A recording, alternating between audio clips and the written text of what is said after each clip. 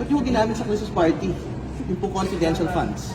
Pangalawa, ilalagay niyo po ba si Gina Acosta at si Edward Fajardo bilang talagang may sala dito po sa paggamit po ng confidential funds? At ikatlo, Madam Vice President, ba't po niyo binigay yung pong confidential funds sa mga tauhan na hindi naman po nasa ilalim ng OVP at ng DepEd? Sina Mr. Acosta, Mr. Nolasco at Mr. Lachica, hindi po sila ilalim ng OVP at ng DepEd. Sila po ay nasa ibang opisina. So hindi po yan dapat ginagawa, hindi po sila accountable officer.